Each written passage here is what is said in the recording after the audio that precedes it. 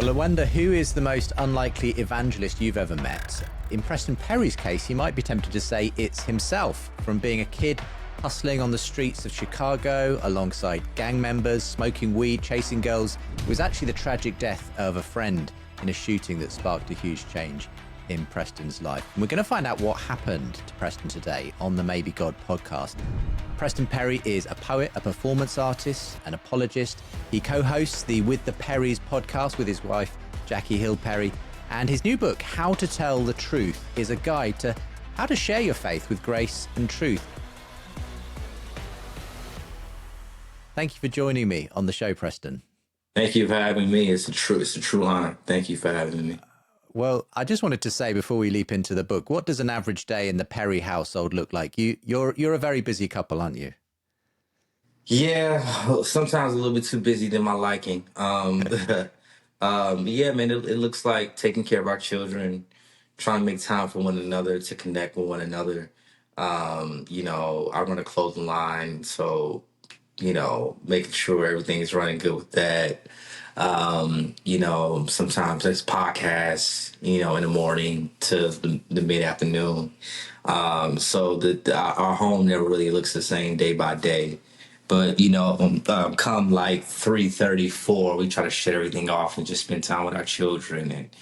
And so that's the goal. So a lot of work in the morning times, afternoon, and we try to cut it off at some time. That's a good approach. I know that family is very important to you, and that comes through actually in the book as well. I really loved the book. It's so poetic. I mean, you are a poet yourself, obviously, and the way it's written is just really beautiful. Before we kind of explore some of the family that were quite influential in your life growing up, could you take us through that moment in your book, which you write about so powerfully, the tragic death of your friend Chris? Tell us what happened, what happened on that day and how it impacted you. Well, yeah, a close friend of mine, his name's Chris. He was one of my close friend, and he was my friend, but he was one of my close friends, Slim's close friend. And, one day he got shot and killed. And, explained in the book how, when he was shot, I ran outside to help him. My mom shortly followed after me. My mom's a nurse. My mom's an RN, and she was trying to revive him the best way she could. But I think I had been ignoring the voice of the Lord after the Lord called me. After I felt like the Lord was calling me to himself when I heard the gospel for the first time in a house church. And I feel like that was the Lord's way of saying, Preston, wake up, pay attention. You're dead and you don't know me. And so when my friend was laying there dying, I just kind of felt like the Lord was saying, this is you, you're dead in your sin. And so I feel like the Lord in some ways used that tragedy to draw me to himself, and to lead me to the faith. It was a real wake up call for me. And so, yes, it's a weird thing to talk about, and it's a weird thing to even think about at times. I don't think it's as weird as it used to be, because you try to make sense of why God would use such a tragedy to draw somebody to himself, right? But me giving my life to the Lord was the best decision I've ever made, and but it came on the hinges of one of my close friends dying. And so and even then I didn't give my life to the Lord, but I knew I had to make a change. So I had to get out of that environment, which ultimately, when I got out of that environment, I was able to be led to the Lord. So, I mean, you talk in the book about the way there were a number of sort of people in your life who kind of fed into you, particularly your grandmother and auntie and others, who it sounds like, even though you were holding God at arm's length at some level, they were praying for you. They were quite an important faith influence by the sound of it. Yeah, for sure. My grandmother was a very instrumental person in my life. She was a strong Christian. She wasn't extremely educated. I think she dropped out of high school in ninth grade to take care, of her sisters, but she was just knew the Lord, and she loved the Bible. She loved the Word, and she taught us scriptures. She would sing songs, you know, every morning. I would hear her singing, you know, hymns and songs to the Lord. And so she was the first person that taught me that, you know, this walk with the Lord is a relationship. Like, she talked about Lord like the Lord like she knew him. You know, like he was a close friend. And it was weird when I was growing up. You know, I didn't understand it. And so I gave my life to the Lord myself. Like, oh, this is what my grandmother feels. But, you know, she was very instrumental. Like, the seeds that she planted in my life took root. A lot of those seeds took root and grew. It bear a lot of fruit. And likewise, you talk at length in the book about a kind of mentor who came alongside you called Gary. Yeah, for sure. And and obviously it sounds like he was quite instrumental in kind of helping you to connect your life with God. Huge. He's huge. Yeah. Tell us about Gary, because you tell us the story so well in the book about when you first met him and how he just kind of didn't come with the expectations you had of a kind of church-going Christian. Yeah, man. So I had this idea growing up that I had this idea that Christians were older people who gave their lives to the Lord when their lives were over. Like, it's like you have no more life to live, and so of course you live for Jesus. And so you know, I had that idea, and then, you know, the young people that I saw in church, I just thought they were brainwashed, and they were like forced to go to church every Sunday and forced to like do the things that they do. And so when I met Gary, it was revolutionary for me, because I think that he looked so culturally. He was so culturally fitting in my context. Like, he came from the urban community. He didn't really try to change his appearance, but his behavior was different. The way he carried himself was different. The way he loved people was different. While still looking like the average Chicago dude on the south side of Chicago. And so, you know, I'd never seen anything like that. I'd never seen anybody in the urban context who loved Jesus and loved people, who still looked like, you know, he might go in your pockets, you know, and take some stuff, you know what I'm saying? Like, you know, and so for me, I was intrigued. And I think that God in his sovereignty knew that I needed that type of representation to draw me to the faith, because I was a very skeptical person, to say the least, in a lot of ways. And so I think God knew I needed a Gary, who wasn't phony. There was no pretense about him. He was just a really honest dude, really transparent dude. And I just trusted him immediately. And so when able to see Gary's life, I think that's what ultimately, you know, made me think, oh man, maybe this guy can have a relationship with him too. Yeah, I love the way you put it in the book. When you kind of came to the point of thinking about giving your life to God, you said, "Lord, I want to love you like Gary loves you." So that kind of it's really apparent in the book, obviously, how important he is as a mentor and a kind of spiritual guide at that point. But I just wonder, you know, do you think generally it's important for young people, you know, as you were then, to have that kind of male spiritual mentor, especially, I suppose, young guys? Yeah, absolutely. Absolutely. There's a story in the scriptures where Jesus is walking past the river, and John the Baptist is sitting there with his disciples. And they go, look, there goes the Lamb of God. And they begin to follow Jesus. And Jesus turns around and he says, what are you seeking? You know, and they turn around and say, we want to, right. And they say, Rabbi, where are you staying? And they wasn't asking Jesus where was he staying because they wanted to see what his house looked like. They were saying, Jesus, we want to see how you live. We want to, you know. And so notice how they didn't say, Jesus, when is the next time you're preaching? Or Jesus, when is the next conference, right? Because the way, you know, that people learn from their rabbis and Jesus' day was by shadowing them, following them. The rabbis inviting people into their lives so they can see what Christianity practically looks like on an everyday basis. And so I think that if we can do the same, if we can find somebody younger in the faith who can come into our lives and invite them into our lives, because if you look at it, and, you know, watching Gary's life and his successes made me mimic him. I began to look up to him. But I didn't know. God showed me that I wasn't a Christian until he failed. It was when Gary failed. That's when I realized, oh, I don't love God like this. And so I think Tell us about that, because this is a great story in the book. What was this failure that you're referencing that kind of led to this realization you had? it's very simple, you know. In the book, I talked about how I tried to mimic Gary's life for a while. Stop doing the things that I was doing. Stop smoking weed. Stop, fornicating with women. I started doing. I was a mini Gary in a lot of ways, right? But it wasn't until we went to the bank to go play basketball.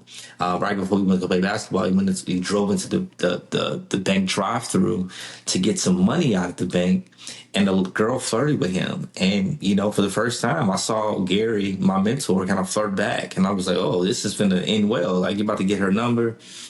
And Gary kind of ended the conversation very abruptly, and he drove off. Around 10 minutes later, he pulled his car on the side of the road and he apologized to me. And I was like, "Why are you apologizing to me?" And he was like, "I wasn't being a good example to you back at the bank, when I was talking to that girl." And I was like, "What do you mean?" She was kind of flirting with you. You didn't, he was like, "No, like, my thoughts were lustful. And what makes me even more convicted, I did it while you were in the car. Can you pray with me?" And I was like, wow. Like, I've never seen a young person personally, like, feel convicted for talking to a young girl. And the things that he said wasn't even like overtly like sinful. Like, it was his heart that he explained to me the state of his heart. And I never had anybody explain to me the wrestle. I don't even think at that point I even heard the word convicted. I didn't even know what that meant all the way. And so I just remember Gary just saying, "I feel so convicted." And it was during actually the prayer when he started to pray. It was like all of these thoughts start to race in my mind when he started to pray. And I was like, "Yo, I don't love God like this. But I don't love God like this. I'm not a Christian." It's like God kind of spoke to me and was like, "This is what it means to love me." Yeah. And so I went home and I repented in my room and gave my life to the Lord that day. So that's how I came to faith. Yeah, yeah. I mean, Gary's influence is there through the whole of the book, especially the way, obviously, the integrity that he had his faith in, the way he was also completely at home, among the young people that he was around. I mean, his example of how to actually just have good conversations obviously stayed with you, and I get the sense that you are a kind of conversational guy yourself, Preston. You love just striking up conversations with people if you're at the airport, if you're down at the mall or wherever. So was Gary kind of helpful in how to kind of just connect with people, I suppose, because often people think Christianity and evangelism is about standing on a street corner, with a megaphone or something. What was his example to you of how to do it well? Yeah, man, his example to me. So Gary he loved playing basketball, and he loved using basketball to connect with guys in the streets. And so he would always use basketball as a means to connect. And so we would go on the court. And yeah, I say in the book, man, the first time I seen this guy evangelize was the first day I met him. He was like, "Come play basketball with me." And we went out there. We went to a very bad neighborhood in Chicago that I knew of, but I never went in. I'm like, why is he taking me over there? And Gary would just start conversations. He would always start with his testimony. He would always ask questions. What do you guys need? What's the cry of this neighborhood? What's the cry of your heart? And like, you'll see some dudes kind of like closed, and then I see it start to open, and it's like he just had amazing ability to connect with people because he was just like this genuineness about him, this sincerity about him. Also, it was evident that he came from the same kind of community that they came from, and so I think it was weird. It was intriguing to me to see that the same intrigue that people had about Gary when I first met him was the same they had about him. And so I think Gary is the first person that taught me that, man, having conversations with people is not as hard as I thought it would be. If I hadn't been mentored by Gary, it's really just an inquisitive nature. And which is the reason why I wrote in the book that every heart has a cry. You have to ask the right questions to hear it. you know. And so that's what I've learned, that if you ask the right questions, people will teach you how to minister to them, and how to get the gospel to them. And so that's some of the things that Gary kind of modeled for me. I mean, you kind of leapt straight in once you sort of found God and you were on this path of faith, and you were sort of eager and willing to talk to people about your newfound faith. Now, you tell these stories so well in the book of some of the debates you got into with classmates. There's particularly one person, a Jehovah's Witness in your school, and you would end up having these kind of debates in the cafeteria with, people cheering you on both sides. It kind of sounded like quite an interesting situation. Tell me about this, and what were some of the lessons you learned as you encountered people with different ideas about God and faith? Man, well, that example, it showed, the first apologetic argument or evangelism conversation I got into is with Jehovah's Witness in class. And I tried to defeat him once he embarrassed me. Every week I came to class and I was just so concentrated on defeating him. And what God showed me with that lesson is that apologetics and evangelism is not about necessarily tearing down somebody else's faith. It's about being able to properly explain yours. And it's not about, winning the argument. It's about winning the heart. And I just lost sight of that because I was, motivated by my wounded pride. And so I think I took that lesson throughout my life in giving the gospel. I've always asked myself questions. I think questions are so good. I think when we read the Bible, we should ask the Bible questions and allow the Bible to interpret it for us. I think that when we go out, we should ask other people questions, right? And so I'm always asking myself the question, why am I doing this for? Is it to look smart? Is it to look like I know more than the next person? Or is it truly to reach people, with the gospel, and to truly help somebody to see this great God that I serve? And so I'm always reminded myself of that question. So, yeah. Yeah. I mean, you tell the story of how you had a number of kind of debates, as I say, in the cafeteria with this Jehovah's Witness. And you got to the point where you thought you'd really trumped him. You'd finally kind of, beaten him in this long running battle over 3 or 4 months. And you then say how you went and kind of talked about this, and you were triumphant to Gary, as he was kind of, and he kind of slightly took the wind out of your sails, didn't he? Because what did he tell you? Oh my goodness, yeah. So Gary, I got in the car after school. He picked me up, and I was so excited. I was like, Gary, this Jehovah's Witness that embarrassed me some months back, I had an argument with him today in front of the whole cafeteria, and I destroyed him. I had all my points lined up. He couldn't say nothing back. And I thought that I just won a fight for Jesus. I thought I just won a battle.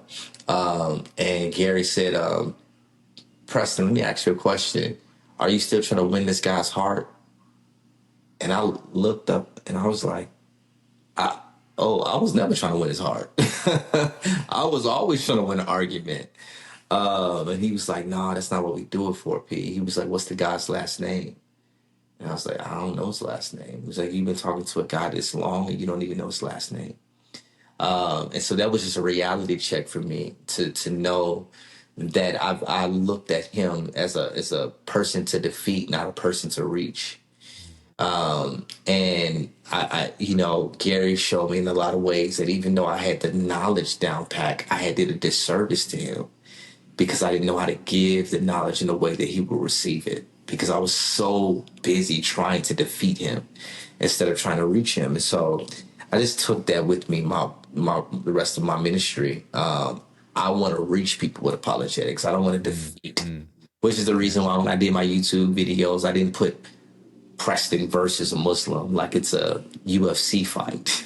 No, Preston has a conversation with the Jehovah's Witness that I'm trying to reach, that I want a part of this fold, that I want a part of the family of God. So, yeah. And I guess it was learning to kind of read beyond the first part of 1 Peter 3:15, which obviously is important. We need to give a reason for the hope that we have to anyone who asks us about the reason for our faith. But but we often forget that bit at the end, don't we? But do it with gentleness and respect. Yeah, Yeah, go ahead.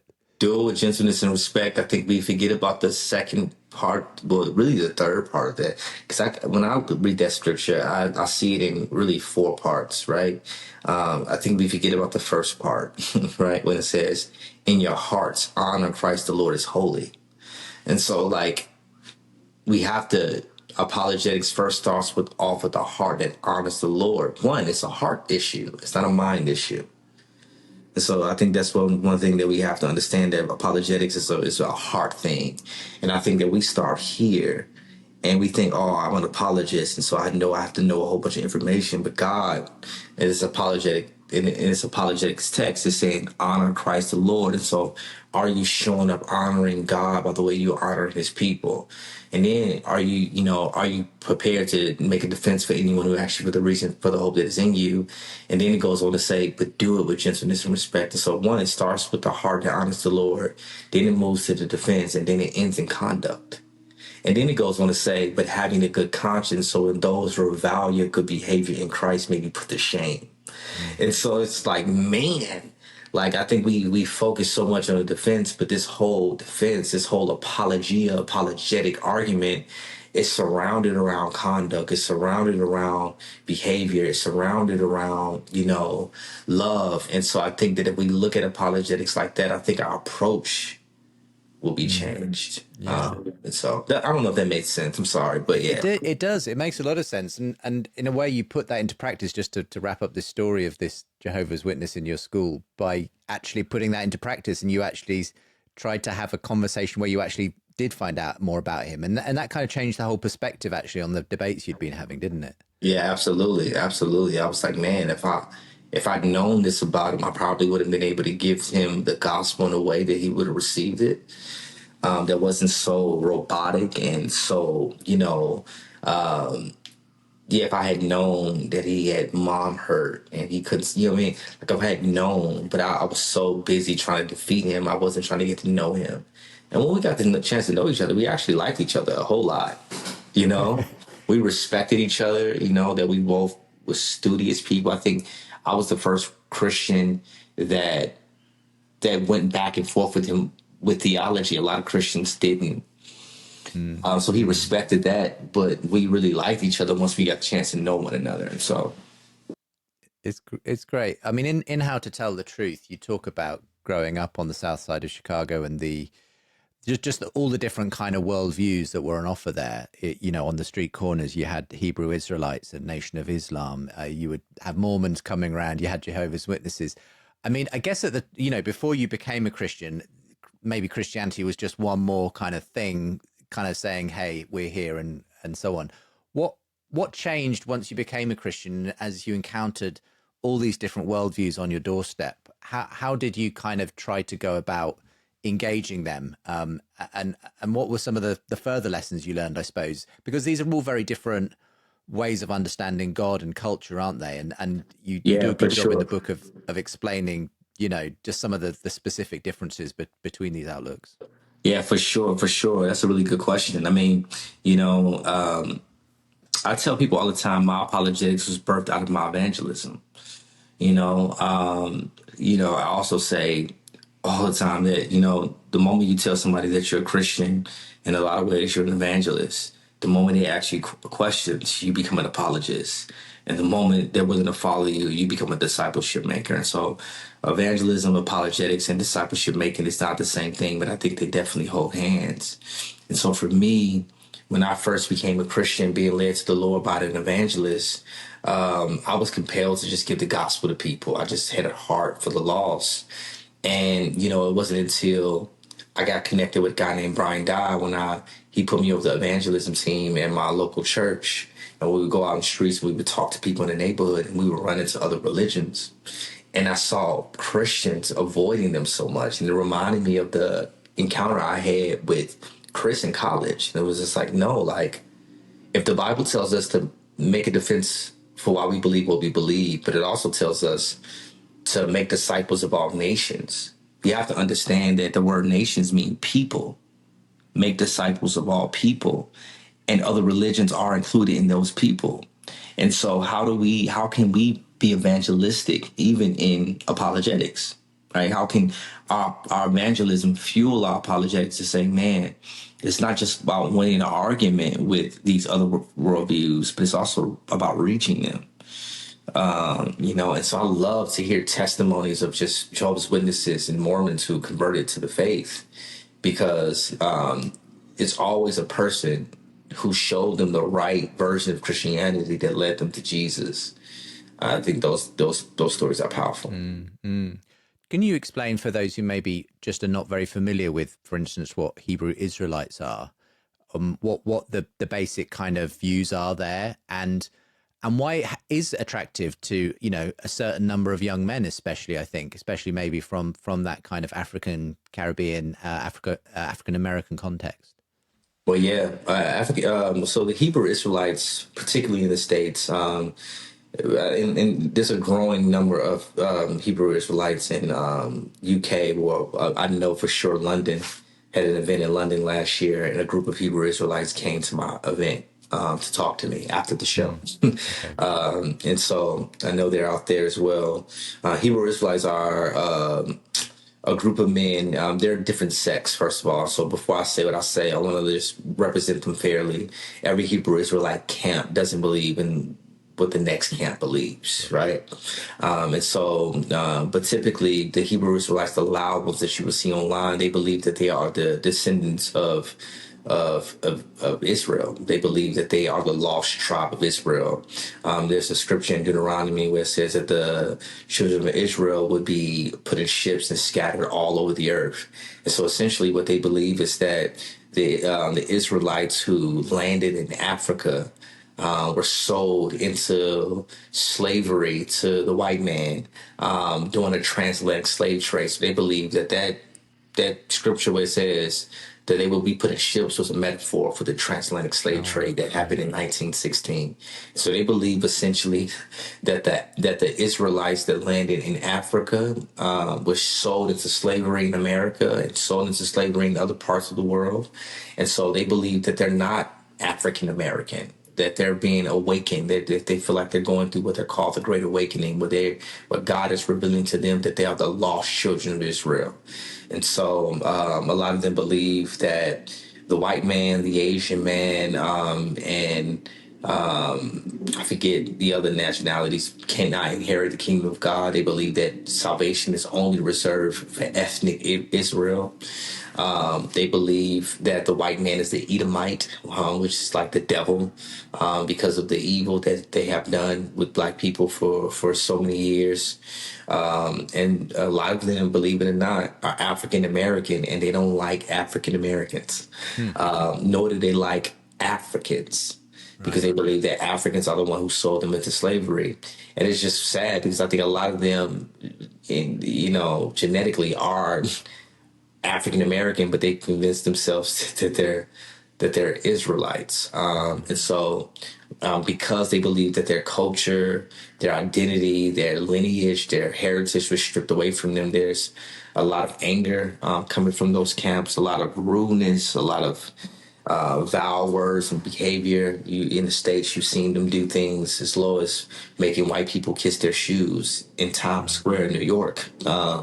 To repent, for what their ancestors have done. So you have a lot of people in an African American context who are converting to Hebrew Israelites because they're searching for some type of identity. They feel like it was stole from them, and so Hebrew Israelites is a very growing thing in the United States. So you're obviously responding, and it's worth saying you have a popular YouTube channel where you do conversations and you put training out and that kind of thing, and obviously one thing that kind of I'm aware of though is that the general bigger picture, if you like, whether it's Hebrew Israelites or Nation of Islam or some other kind of more kind of black consciousness movements, frequently the thing kind of behind it is Christianity is basically the white man's religion, and you need to kind of, if you're in that, then you're kind of just a victim of that kind of colonial white, Eurocentric kind of thing. So how do you respond generally to that criticism that you're just a stooge for this kind of religion of the white man, basically? Yeah. It's a lot of ways. One, I think to be empathetic to people who are hurting, because I do think it's hard to be empathetic to some Hebrew Israelites when they're so rude.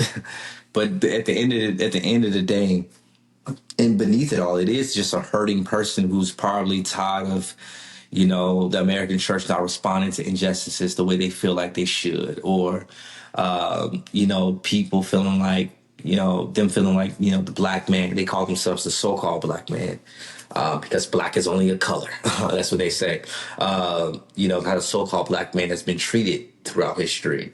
And so there is a hurt. And so I think, one, meeting them with empathy and trying to get down, trying to get to the reason of what drove them to be a Hebrew Israelite in the first place, you know? Yeah. Yeah. But also, too, I think logic, meeting them with truth and logic and grace. One time I was downtown, and these group of Hebrew Israelites, they were just going in. They were so loud. They were so vulgar. They were so angry. And I engaged in a conversation with one of the guys, and he started to give me these hypotheticals about the white man. It's like, hypothetically, not about the white man. He was just saying, hypothetically, if somebody beats you, somebody rapes you, somebody yada, yada this, somebody did that, yada, yada, would you trust them? Would you let them in? And I was like, well, yeah, if God told me to. And it was like, well, no, you just saying that because you know where I'm going. That's a whole bunch of BS. And I was like, he's like, that's the same thing the white man has done to you, yada, yada, yada. And I said, well, let me give you a hypothetical. Can I give you a hypothetical? And I said, hypothetically speaking, if you erase what white men have done to black people throughout the history of humanity, do you still have a religion? And he was like, what do you mean? And I was like, no.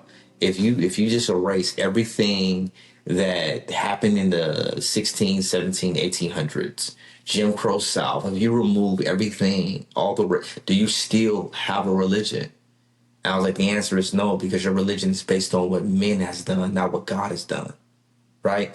And so in actuality, you're more a slave to the white man's teachings than I am. And it's not righteous white man teaching. It's the slave, because they refer a lot to the slave Bible, which was different, than the regular Bible. It says the slave Bible, and it's at 1800s. It says, slave, obey your masters. But they took out the part where it says, the masters, don't be cruel to your slaves. Right? It was a real Bible, right? And so they accuse Christians in the Orthodox Christian faith of being a slave to the white man's teachings.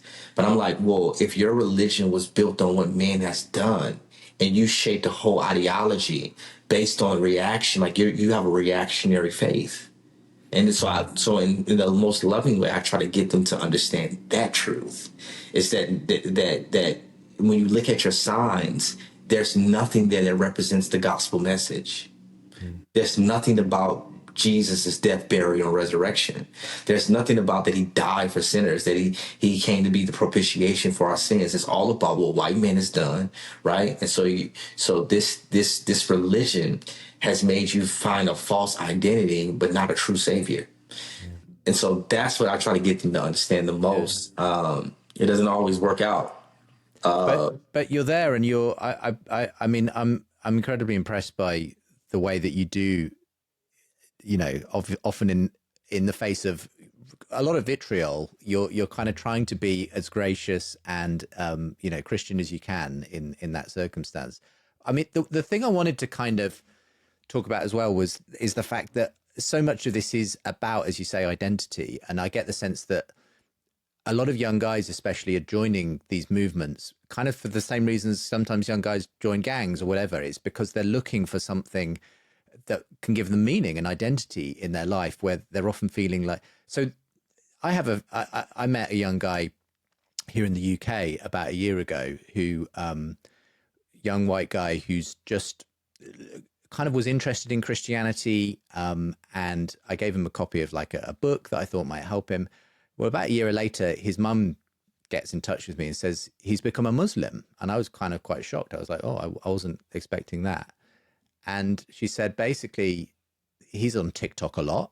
And the guys who were there to basically answer his questions about faith and God were Muslims.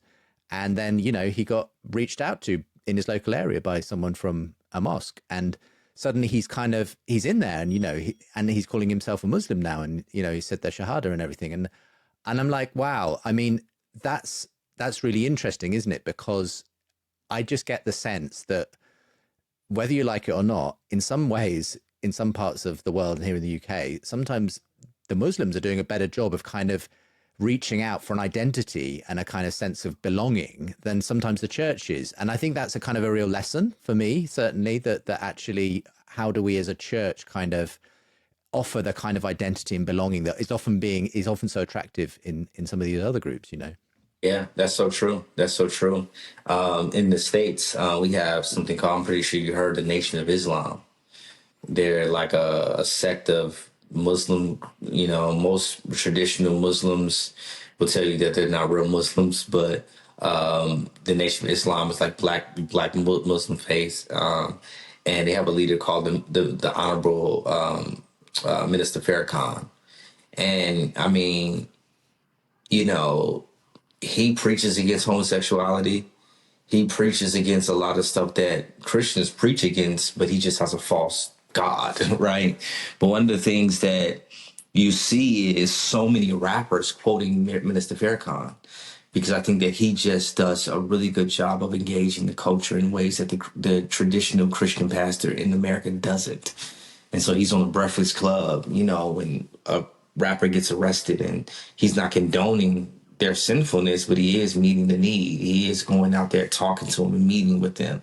And so he's mingling with the outside world in ways that I feel like the church can learn from, and so people were like, wow, he listened to Minister Farrakhan. And I see Christians, online arguing with, rappers and stuff like that about, you're in the wrong faith and you're following the wrong leader. And it's like, well, no, if your pastor would do what Minister Farrakhan is doing, maybe he'll be able to reach these group of people, just like they're reaching. And so I do think that sometimes we have to be humble and say, well, we can learn from the faithfulness of Jehovah's Witnesses and how diligent they are. We can learn from how Muslims engage the culture. We can learn how the Mormon faith raises up missionaries at a young age to go out and give a false gospel, but their message, right?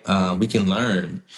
These religions can teach us a whole lot, It's interesting to hear you say all that. And what I love is the passion that you bring to your own faith and the way that you're engaging a whole generation, I think, of young people to stand up their faith more boldly in that way. But you're not doing that alone. You're doing it with Jackie Hill Perry, who is your wife, obviously, and has her own flourishing, career as a spoken word artist and author and teacher. Do you mind telling me how you guys met and kind of what your joint ministry looks like now?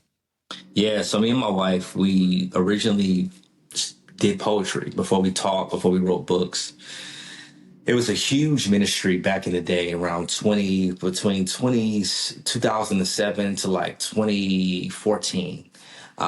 It was like for 7 years straight. It was the largest Christian spoken word YouTube channel on YouTube. It's called P4CM, Passion for Christ Movement. And all of these poets from around the country would send their stuff in to be a part of this event called Rhetoric every year. And it was the biggest event. It was like 5,000 people every year would come to this one church to just hear the best poets from around the world. And, 1 year I got selected. One of our close friends, Ezekiel, got selected, and Jackie got selected to do poetry because we sent our selection in. And so the night would be, these poets, they would get up, they tried out, they got selected, they would get up or whatever, and they would take the three best poets or the best poems of the night and put it on YouTube. That night is the night I met my wife. And so the night that introduced her to the world, her poem got selected, my poem got selected, and our friend Ezekiel's poem got selected. And that was the night I met my wife. I met my wife on stage. First time I saw her, she was on stage doing the poem, her first viral video. And it was my first viral video the same night. Woman, you were brought forth from my side, created to support me like the gravity-stricken moon does the brisk breath of nightfall. But when fear clawed its way into my heart, when he called my name in the garden, you shrunk and hid your shameful body. Where were you when the Prince of Night found his way to your star? You watched him lie, and I watched you sit and set like sun, you mourning of a man. You can't even see the nightmare you have become. I was there, standing in the distance, having a conversation with my backbone. I wanted to stop you, but you let that evil reptile with eyes, slow dancing with deceit and tongue, swift as breeze, woo you dumb to think we could be wise as a God who thought the galaxies into existence. And so because, you know, we had viral videos that went viral at the same time, we started to get bookings to do poetry around the country at the same events, you know? And so we just became friends through just being at poetry events, conferences with one another and stuff like that. And so we developed a friendship. And so through the years, you know, God has just grown us theologically, grown us emotionally, spiritually. And so later on came the teaching and the podcast. And, you know, we soonly came to realize that poetry was just an avenue in which God just wanted us to just communicate the gospel in multiple ways, not just poetry. At one time, I just thought I was going to be a poet. I never thought about doing books or podcasts or teaching or workshops, you know, but God had other plans. But God definitely used poetry as a way to open a door for us to do the things that we're doing now. So we have a ministry together where we do podcasts together. We do events together at times. And we're about to go on tour together, our first podcast tour at the end of May. And yeah, it's just been a good time, man. God has really had his hand on us and, you know, and allowed us to do a lot together. I guess when God reached you, there weren't that many podcasts and YouTube channels around where you could kind of, you know, maybe be following the kinds of, you know, issues that you're now dealing with all the time. Absolutely.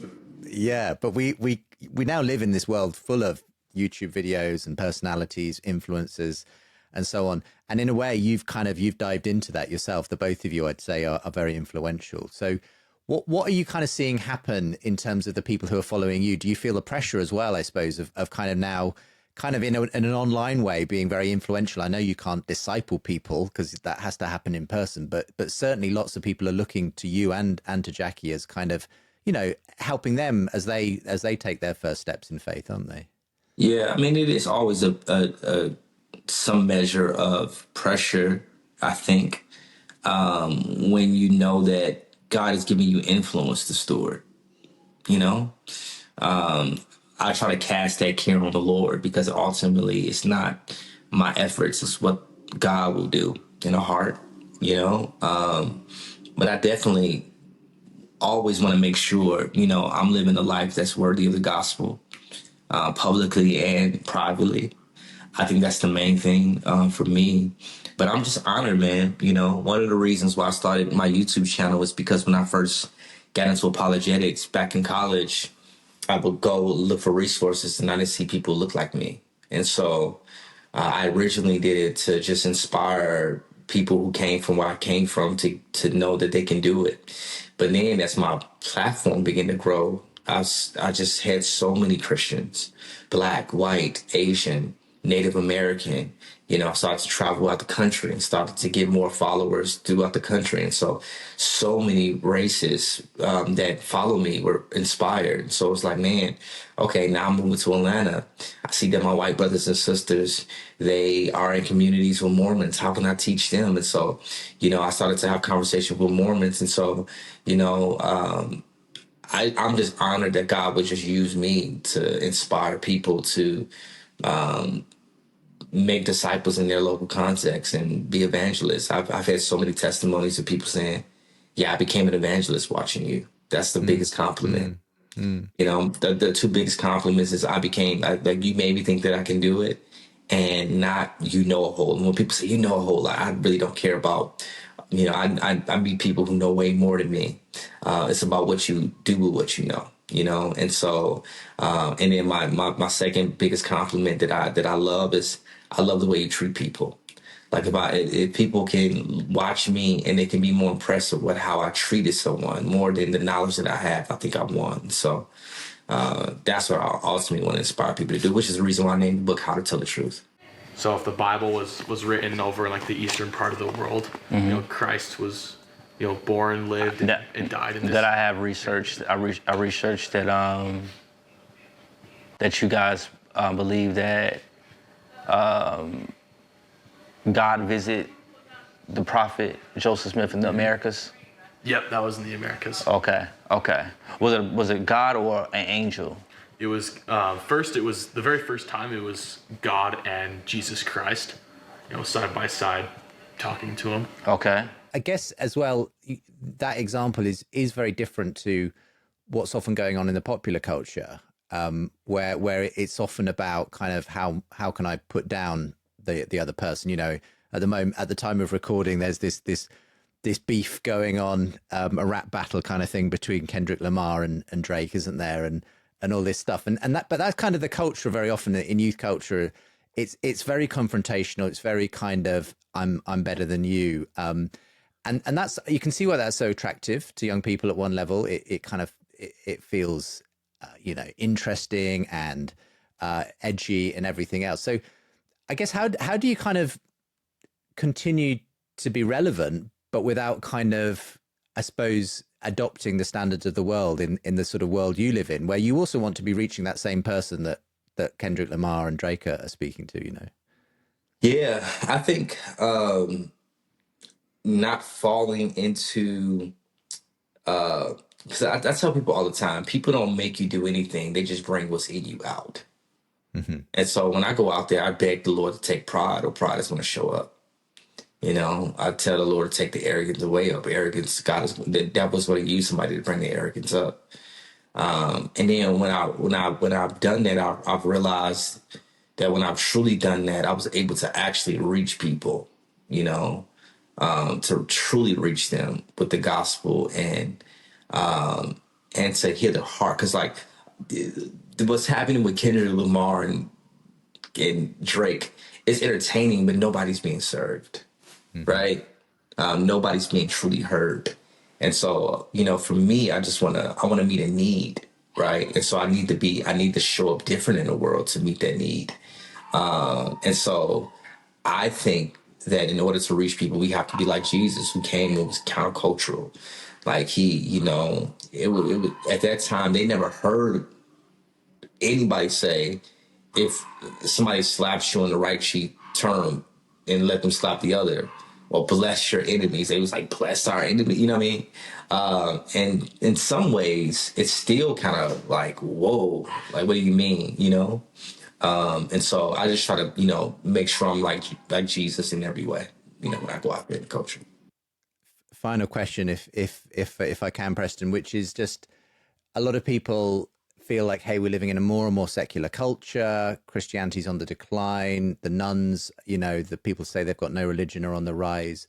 What do you see? Do you think that that's true of young people, or do you think there's actually a spiritual openness that we can still tap into there? That Christianity is on the decline?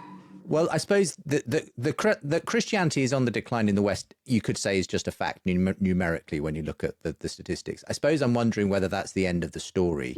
Yeah. Because I sense, and I don't know if you feel this, that actually something's changed in the last few years, that there's a kind of a real spiritual openness among a lot of young people. I just wanted your thoughts on what you're seeing from where you are. Yeah. I think the numbers do show that church attendance is low. But I think that we have to be careful to not look at the culture and look at the things that's around us, but look at the consistency of the God in history, that God works a lot of times beneath the surface, and that he's doing a work in his people, that can't be measured by numbers in the seats. Also too, I do think it's a danger in measuring Christianity by how many people are in the pews, because the church can be full, but it doesn't mean that they're full of Christians. Mm-hmm. And so there are a lot of people in the church, but are they being discipled right? Are they being truly converted? Us a lot of cultural Christians who just go to church because their mom went to church. And I do think that in a lot of ways, people are just more real about faith. Social media and TikTok, I think, in a lot of ways, did a disservice to us because it's shortened our attention spans. But I also think that it's allowed people to be more honest with who they are with the Lord. And so I do think that this generation has a level of honesty that past generations didn't. I think they just went there just because that's what they had to do. And people aren't doing that anymore. And I believe that God can do a work with that type of honesty, that God can actually get some real conversions out there. And so we don't want to just have a church full. We want to have a church full of real converted believers. And so I do think that this generation is not as messed up as a lot of people think it is. When we think about how God is able to kind of like capitalize on a generation that's honest about where they're at, and how He can reach a heart like that, you know. Yeah, and He reached your heart. He can reach anyone's heart, and Absolutely. yeah, and we can rejoice that there are people who are going to go out and continue to tell the truth in the way you are, Preston. Thank you so much for spending some time with me on the Maybe God podcast today, and all the best. An honor, man. It's great to catch up with you, and I hope many people really benefit from the book as well. Yeah, God bless you. Thank you, sir.